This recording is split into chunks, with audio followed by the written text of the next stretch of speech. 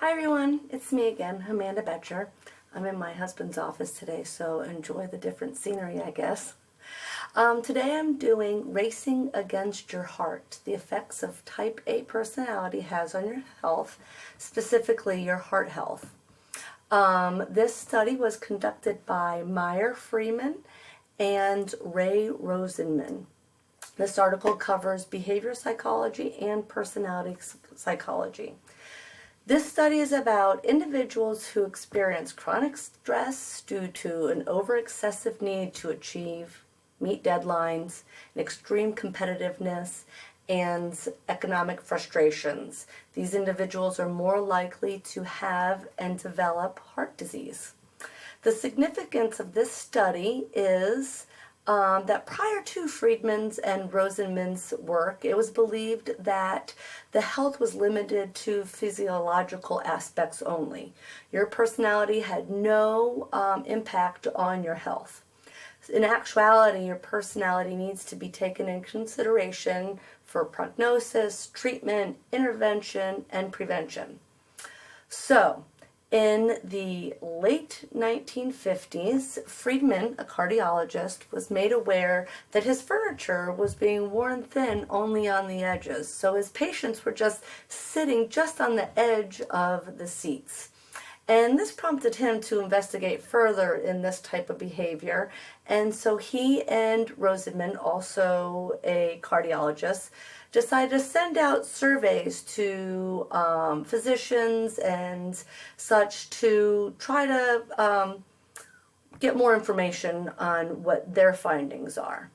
And they came to the conclusion that people who were, this is a quote, overexposed to long periods of time to chronic stress, streaming from excessive drive, pressure to meet deadlines, competitive situations, economic frustrations, are more likely to develop heart disease.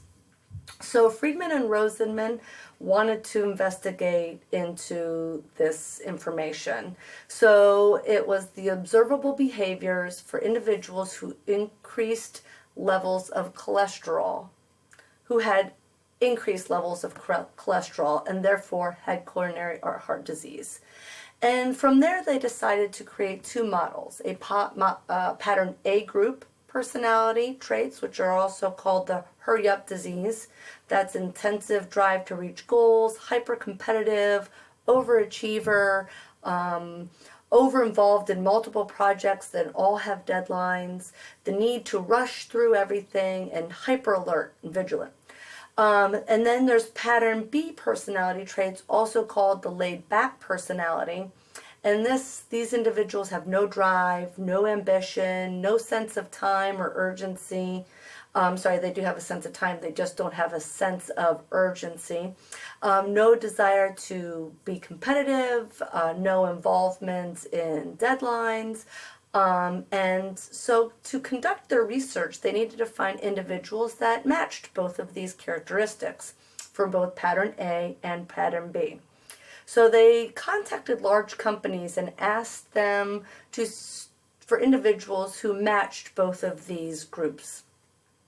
So the participants that they received, which was 166 males, and they fell into two groups, pattern A and pattern B, and all of them were various levels of employment.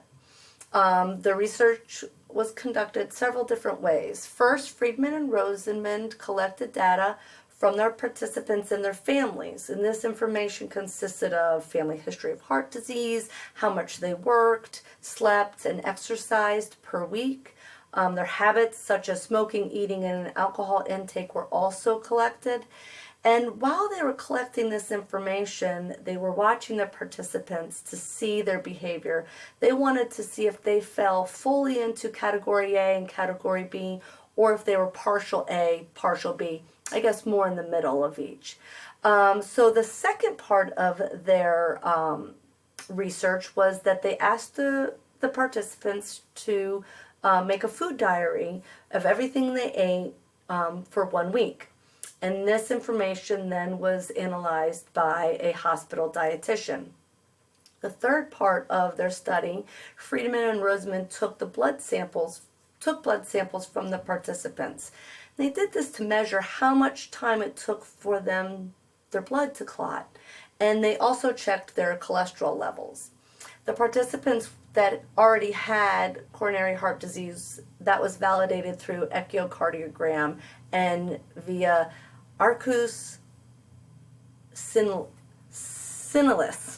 That's a new word for me and a new concept. That is the opaque ring around your cornea, which it would be an opaque ring around your cornea caused by the breakdown of fatty deposits in your bloodstream. That's also an indication of coronary heart disease. And the data that they collected, they reviewed everything, and it confirmed that the participants were placed in the right groups, pattern A, pattern B, and this was done also by observing their behaviors. And they found that the men in the two groups had very different behaviors, a sense of urgency and no sense of urgency, more lackadaisical. A lot of these things were just clear-cut different between the two groups. And the data also showed several strong differences when comparing the results. Individuals with pattern A group behaviors, they smoked more than group B.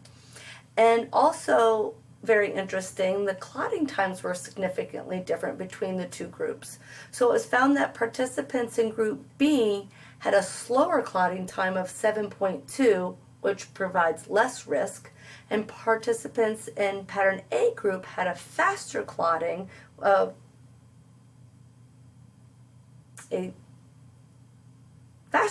yes. Sorry, this statistic really tripped me up when I was trying to figure this out. So participants in pattern A had faster clotting of 6.A, and that is they then have a higher risk of heart disease and coronary heart disease and heart attacks. So, and as for the cholesterol, there was also a significant difference. Pattern A group had higher cholesterol than pattern B group. But the most impressive and significant difference was that between the two groups was that coronary heart disease.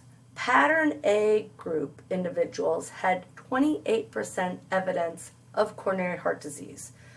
Pattern B group only had 4%. So that's a significant difference. That would be a 22% difference. So type A personalities have a higher risk of coronary heart disease.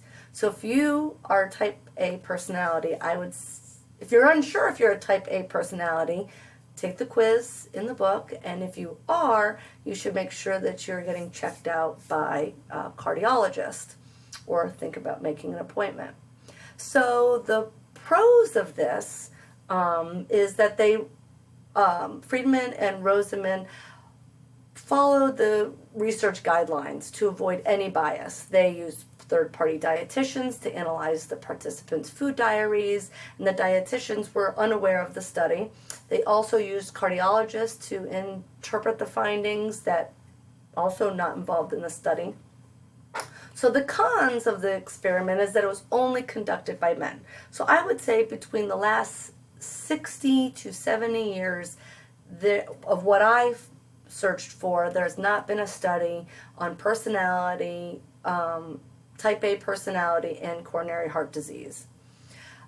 We know that smoking can cause coronary heart disease, and that was not a factor back in the 50s and 60s.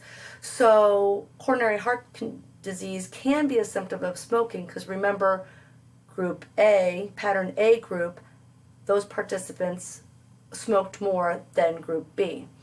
So it could be that it was caused by the smoking, the coronary heart disease caused by the smoking, not the personality. Also, behavior can be a cause of coronary heart disease. Or could it be hereditary? Is type A personality passed through genes, or can it be learned? It can be learned through a child's environment. So there are a lot of factors that can influence the type A personality and the effects of coronary heart disease. So I think that this study has value to everyone who reads it, because if you know that you're a type A personality, or you know someone who is a type A personality, you need to take care of your bodies. You know, you need to get to a physician before symptoms start, not after. And something that's relevant today, you know, we're all going to be hopefully working with individuals in the future, and we need to know what type of health factors individuals are facing and take advantage of that type A personality indication of coronary heart disease, and encourage those individuals to visit the doctor and, you know, have their heart checked out, have their heart monitored, catch it before it's an issue, not after. So thanks for listening. Can't wait to listen to yours, and bye-bye.